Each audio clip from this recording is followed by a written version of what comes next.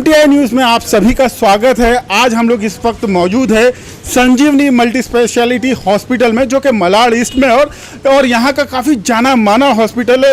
यहाँ पे अक्सर लोगों से मुँह से इस हॉस्पिटल की अभी तक तारीफ ही सुनी है, लेकिन पहला मौका ऐसा आया है कि इस हॉस्पिटल पे भी एलिगेशंस लगे हुए, तो हमने खुद ने ये जानने की कोशिश की कि जो एलिगेशंस लगे हुए वो कहाँ तक के ठीक है। हमारे साथ इस पर बात करने के लिए डॉक्टर सुनील अग्रवाल मौजूद है। आइए उन्हीं से जानने की कोशिश करते हैं कि एलिगेशन क्या है। सर नमस्कार सर, हमको ये बताएंगे कि जो एलिगेशंस लगाए गए आपके ऊपर, आपके कहीं ना कहीं हॉस्पिटल को बदनाम करने की कोशिश की जा रही है।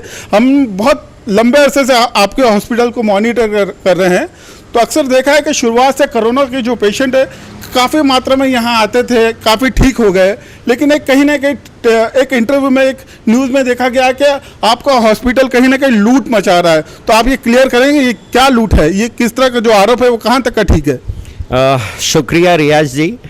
सबसे पहले तो मैं ये कहना चाहूँगा कि वो जो आरोप है, अगर आप उसकी सीडी को बरोबर से देखें, न्यूज़ को बरोबर से देखें, तो वो आरोप इस बात पे है ही नहीं कि आपने बिल ज़्यादा बनाया है या आपने ट्रीटमेंट बरोबर नहीं दिया है। वो आरोप जो है वो केवल सिक्योरिटी डिपॉजिट को लेके है, नॉट फॉर द बिल के लिए नहीं है। सिक्योरिटी डिपॉजिट एक ऐसा डिपॉजिट होता है जो पेशेंट कैशलेस के होते हैं, उनका कुछ डिपॉजिट हम अपने पास रखते हैं, क्योंकि जब कंपनी फाइनल पेमेंट करती है तो वो अथॉरिटी लेटर जितना उन्होंने दिया है उसमें से पैसे काट करके हमें देती है। जब वो हमें पैसे काट करके देती है तो जो नुकसान हमारा होता है वो हम सिक्योरिटी डिपॉजिट से लेते हैं और बाकी का पेमेंट हम पेशेंट को रिटर्न कर देते हैं। तो जो ये मुद्दा इन्होंने बनाया, एक्चुअली में कोई मुद्दा ही नहीं है bill. In fact I am thankful to them कि उन्होंने ये क्लिप बनाई और मेरा सब जगह पे नाम किया, जिससे मुझे ये क्लिप करने का मौका मिल रहा है।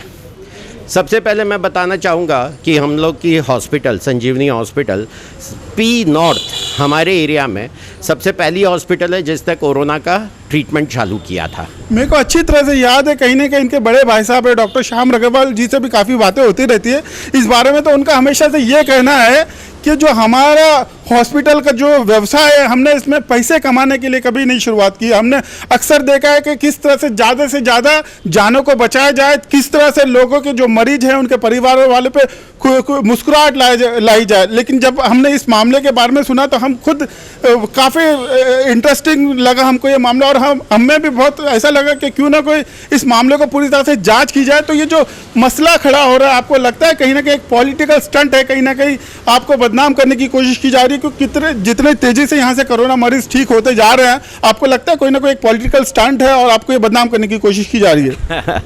देखिए, मैं ये तो नहीं जानता कि ये कोई पॉलिटिकल स्टंट है या कोई पॉलिटिकल राइवलरी के तहत ये किया जा रहा है, पर डेफिनेटली कुछ लोग जो इसमें इन्वॉल्व हैं, सो कॉल्ड सोशल वर्कर, वो लोग का क्या मंशा रहा है मुझे नहीं पता।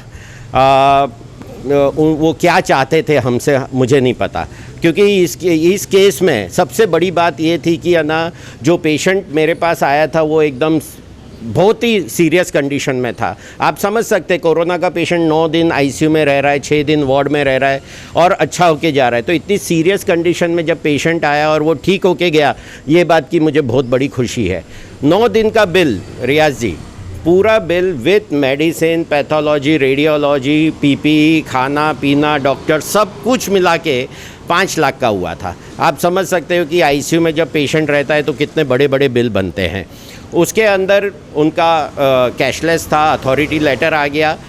पेशेंट के रिलेटिव सिक्योरिटी डिपॉजिट रखने को तैयार थे, पर पता नहीं ये जो सोशल वर्कर आए वो लोग क्यों आए और वो किस बेसिस पे कह रहे थे कि आप सिर्फ 50,000 रखो। मतलब ये सिक्योरिटी डिपॉजिट है, मैं कोई पैसा ले नहीं रहा हूँ, it is a deposit kept with me. मेरा पैसा आ जाएगा, मैं रिटर्न कर दूंगा। तो देयर इज़ नो एलिगेशन कि आपका ट्रीटमेंट बरोबर नहीं है, नो एलिगेशन कि बिल ज़्यादा बनाया है। There is no such allegation. They just said कि ना सिक्योरिटी डिपॉजिट कम लो, विच आई डोंट अंडरस्टैंड कि वो ऐसा क्यों कह रहे थे। हमने जहाँ तक का उसकी बाइट सुनी तो रिलेटिव भी काफ़ी काम था, काफ़ी शांत था, उसके अंदर भी ऐसा कुछ रोष नहीं दिखा कि इस तरह का। लेकिन कहीं ना कहीं जो सोशल वर्कर थे उनका एक आरोप ये भी था कि जो 80% बीएमसी की तरफ से फ्री बेड है वो उसके बारे में आप लोगों ने कहीं नहीं लिखा। इसके बारे में कुछ बताना चाहेंगे आप लोगों ने, क्यों नहीं लिखा? जी सर, उन्हीं की क्लिप में आप अगर देखोगे ना तो उन्होंने एक बोर्ड के ऊपर भी फोकस किया है जिसके अंदर सारे फिगर्स दिए हुए हैं, और हम डेली बीएमसी में सुबह शाम दोनों टाइम 80% 20% का पूरा डाटा हम भेजते हैं।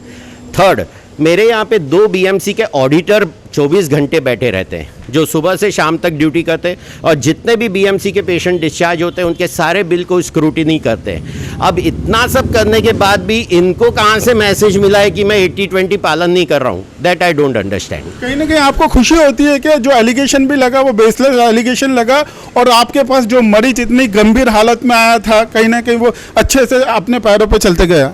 डेफिनेटली आपने एकदम सही कहा। मैं केवल ये मरीज ठीक होके गया वो, ये तो बहुत अच्छी बात है। और ओवरऑल भी मैं कहूँगा कि मैंने आज तक 4,500 मरीज एडमिट किए हैं कोरोना के, उनको ठीक किया पिछले 1 साल में, और मेरी जो रिकवरी रेट है 95% के ऊपर है। हमारे साथ जागरण संस्था के भी लोग जुड़े हुए हैं। आइए आप बताएंगे कुछ, आप संजीवनी के साथ क्यों जुड़े और आपका अनुभव संजीवनी हॉस्पिटल के साथ किस तरह से रहा?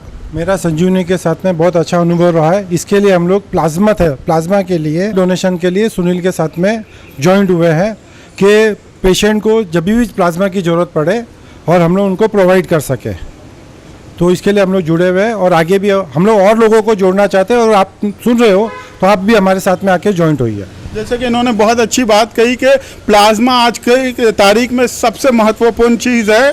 आप भी चाहें तो संजीवनी हॉस्पिटल जो नेक काम कर रहा है, आप भी आकर उनके साथ जुड़ सकते हैं। मैं रियाज अहमद, MTI न्यूज़ के लिए, मुंबई।